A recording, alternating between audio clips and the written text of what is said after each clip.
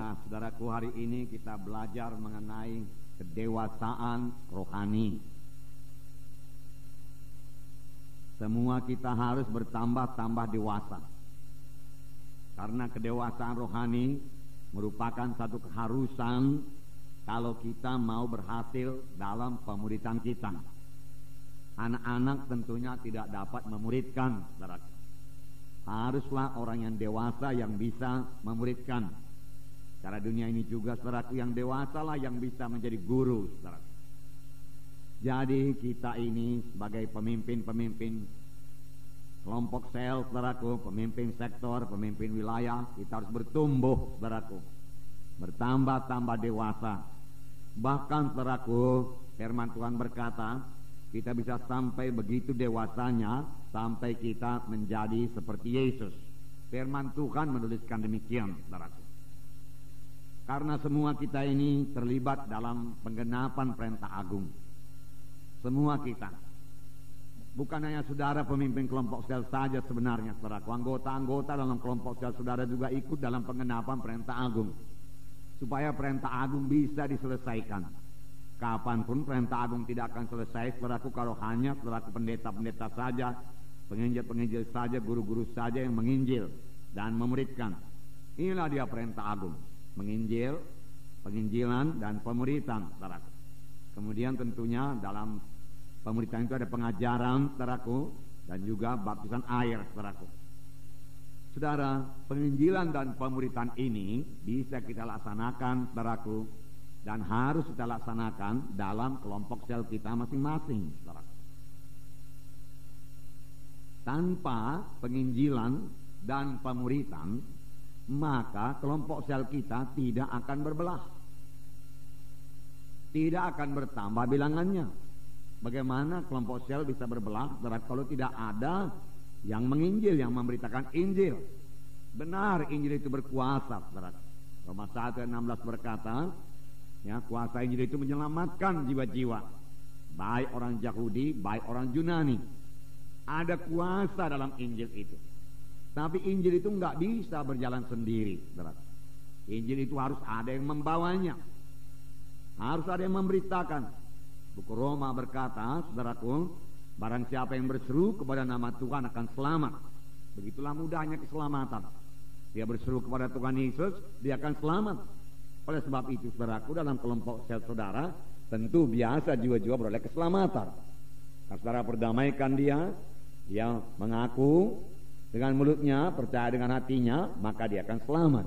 Tapi firman Tuhan juga berkata, bagaimana mereka berseru karena mereka belum percaya. Bagaimana mereka percaya kalau mereka belum mendengar? Bagaimana mereka mendengar kalau tidak ada yang memberitakan? Nah, saudaraku, bagaimana mereka memberitakan kalau tidak ada yang menyuruh? Saudaraku, itu sebabnya, saudaraku, kita ini, saudaraku, disuruh Tuhan, saudaraku, untuk memberitakan Injil Tuhan. Bahwa mereka mendengar Injil Tuhan, kemudian mereka percaya, kemudian mereka berseru kepada Tuhan dan mereka selamat. Mereka lahir baru. Setelah mereka lahir baru, bolehlah kita ajari mereka itu, saudaraku. Mereka mulai mengerti firman Tuhan, mereka mengikuti training. Kemudian kita ajari mereka itu bagaimana berdoa, bagaimana membaca Alkitab. Nah, itu sudah termasuk pemuritan, saudaraku. Pemuritan. Nah, dan ini bisa kita laksanakan. Bisa. Mengapa tidak, saudaraku? Roh Kudus memimpinkan kita. Roh Kudus mengajari kita, saudaraku. Roh Kudus menyanggupkan kita. Roh Kudus sudah diberikan kepada kita. Firman Tuhan berkata, kamu akan beroleh kuasa. Saudara beroleh kuasa. Bukan kuasa manusia. Bukan kuasa dari dunia ini. Kuasa dari sorga. Apabila Roh Kudus turun ke atas kamu. Dan kamu akan menjadi saksi bagiku di Yerusalem, Judea, Samaria, sehingga sampai ke ujung bumi. Kuasa, Roh Kudus itu kuasa dan sudah saudara terima. Marilah saudaraku bergantung sepenuhnya kepada kuasa Roh Kudus, saudara, yang menyanggupkan saudara untuk menjadi saksi. Bergeraklah, saudaraku. 2 minggu ini kita berbicara mengenai Laskar Kristus.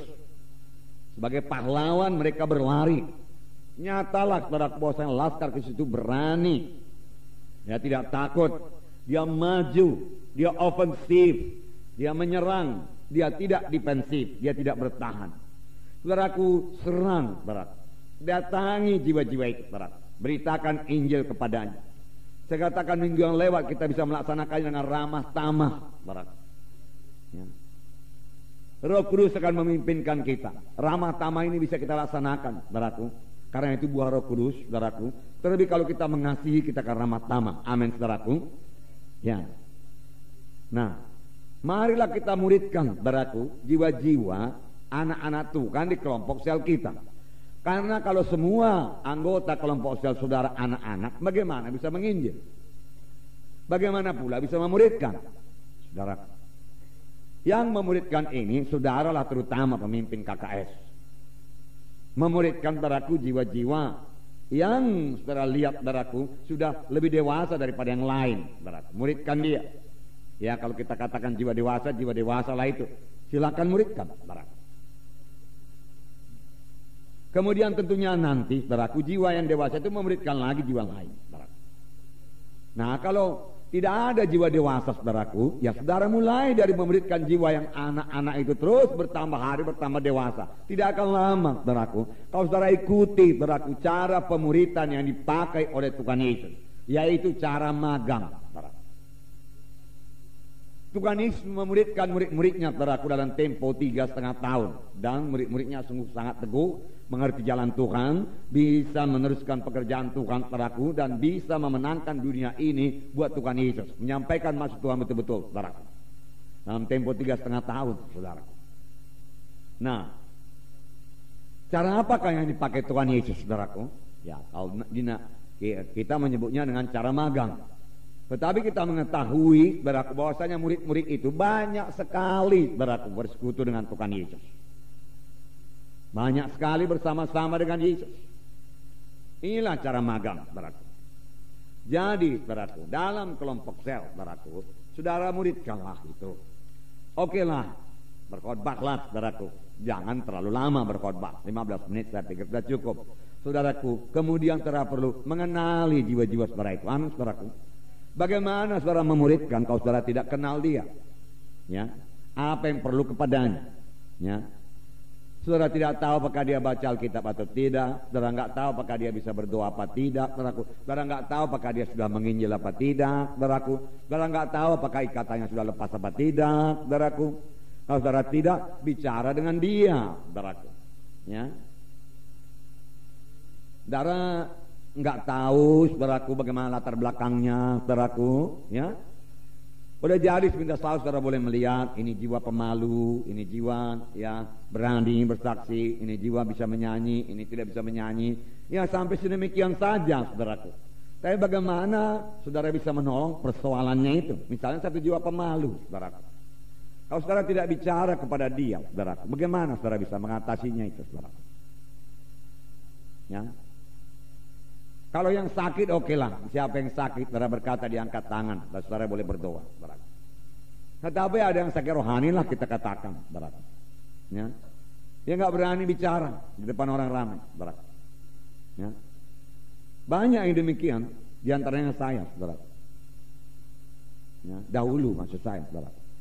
Jadi walaupun dia tidak berani bicara di muka orang banyak sekarang ini, dengan pelayanan saudara, dengan pemuridan saudara laksanakan kepadanya, dia bisa berubah. Amin, saudaraku. Dia bisa berubah. Tapi kalau saudara perlu berkata-kata dengan dia, saudaraku. Saudara kan perlu jumpa dengan dia. Kalau khotbah terus menerus, saudaraku. Hari Minggu khotbah, saudaraku. Kalau di gereja kita ada 9 kali khotbah pada hari Minggu. Tidak ada yang kurang dari 1 jam, saudaraku.